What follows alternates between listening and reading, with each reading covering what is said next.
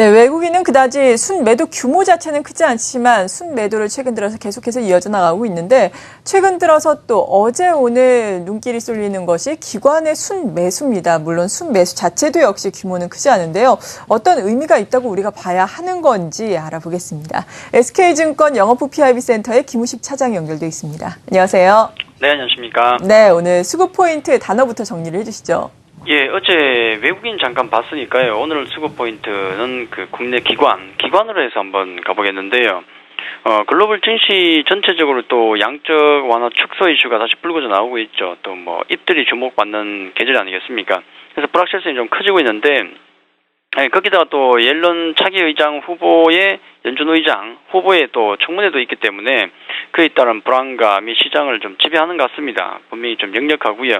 그래서 각 수급 주체들도 전혀 방향을 못 잡는 것 같죠. 어제 오전에 봤던 외국인의 모습과 지금 오늘 나오고 있는 외국인의 모습은 또 전혀 다른 모습을 보여주고 있습니다. 뭐 방향을 못 잡고 있는 모습이죠. 해서 하반기 그 각 수급 주체들의 구도를 그림을 통해서 좀 보시면서 좀 말씀을 좀 드리겠는데 약간의 변화가 좀 있죠.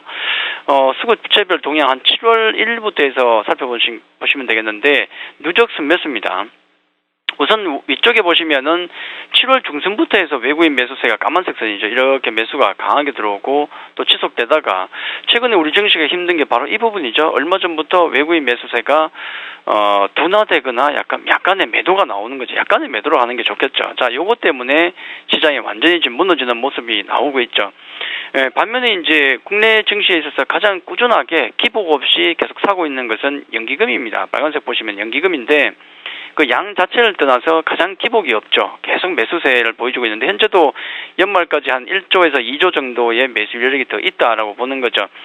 물론 지수가 이제 추가적으로 하락하게 되면은 구조적으로 볼 때 더 살 수 있는 여력이 있습니다. 해서 우리 시장에 있어서 연기금 같은 경우는 하반 경직성을 강하게 해주는 수급 주체다 그렇게 보시는 게 좋겠죠. 또 금융 투자에 대해서 최근에 이제 좀 매도가 좀 나왔었는데.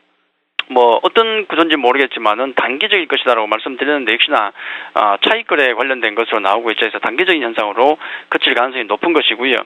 또 조금의 변화가 있다 그러면은 투신권을 보시면은 환매 때문에 뭐 어쩔 수 없습니다. 매도가 계속 나오는데 최근에 이렇게 일부 매수가 들어오는 모습이 보이는데 자 이렇게 나오는 것은 아무래도 환매가 약화됐기 때문이죠. 지수가 한 2050 정도 갈 때는 급하게 또 나오다가 그 아래로 떨어지고 2000 부근 매물은 상당 부분 소진이 됐거든요. 그렇기 때문에 2000 부근 아래 떨어져 버리니까 오히려 펀드 쪽으로 자금이 들어오죠.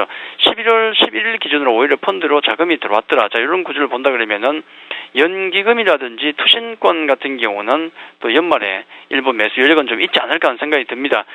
종합적으로 좀 우리가 살펴본다 그러면은 아무래도 달러의 흐름에 어떤 변화가 오지 않는다 그러면은 외국인 수급 같은 경우는 어떤 큰 변동을 나오기 힘들겠죠.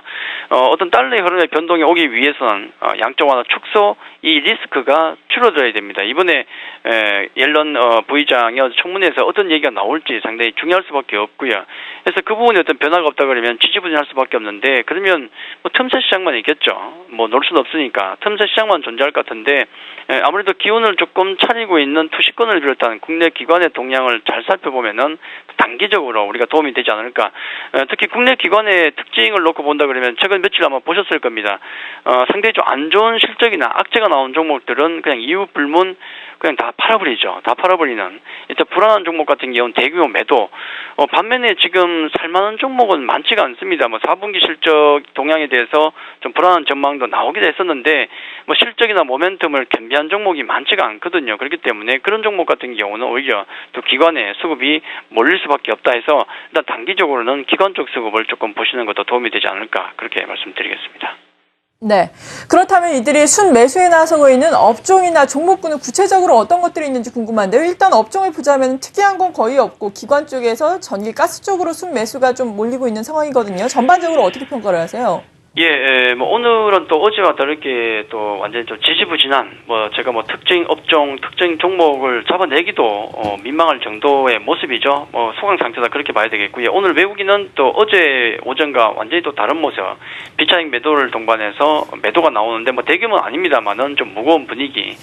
예, 또 기관 같은 경우는 투신이나 연기관 같은 경우는 그나마 좀 안정세를 찾고 있다는 게 다행이겠죠. 자, 이쪽까지 쏟아내버리면 답이 없는데 그나마 그쪽은 매수가 작게나마 잡히고 있다는 게 특징입니다.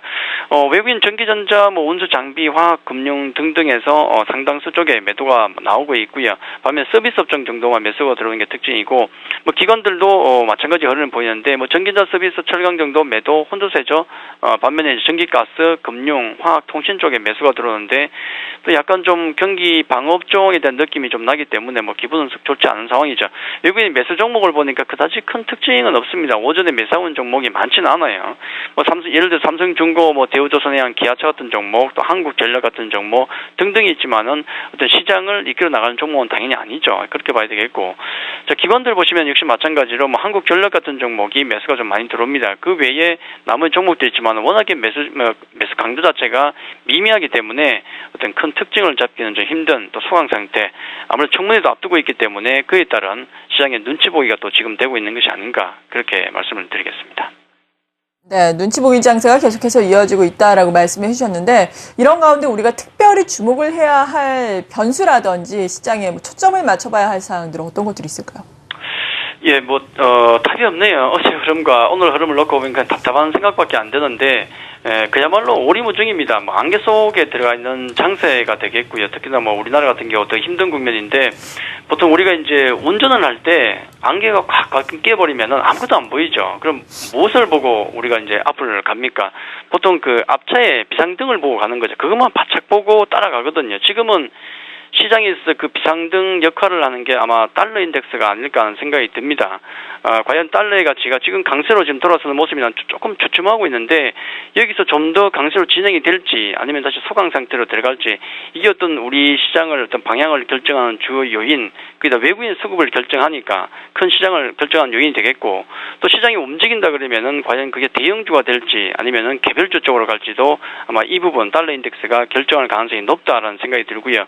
그리고 또 앞서 말씀드렸던 국내 기관 수급 같은 경우는 시장은 이제 외국인과 달러 인덱스를 보시면 되겠고, 종목 같은 경우 틈새 종목을 노리시는 분들이라 그러면은 아무래도 그나마 기운을 차리고 있는 국내 기관에서 수급을 보시는 게 도움이 되겠죠. 해서 지금은 거의 뭐 제한적인 개별주 장세다, 뭐 그렇게 말씀을 좀 드려야 될 것 같고요. 그래서 중요한 것은 역시 실적이라든지 뭐 대차 잔고 그런 쪽을 체크하는 게 중요한 시절이 아닌가. 뭐 롱숏 펀드다 해서 뭐 롱숏 전략들이 굉장히 많습니다. 그렇기 때문에 내 종목이 공격을 당하고 있는 건 아닌지 그 부분을 항상 체크하는 게 중요하지 않을까, 그렇게 말씀을 드리겠습니다. 수급을 바탕으로 투자 전략 세워봤습니다. SK증권 영업부 PRB 센터의 김우식 차장이었습니다. 고맙습니다. 감사합니다.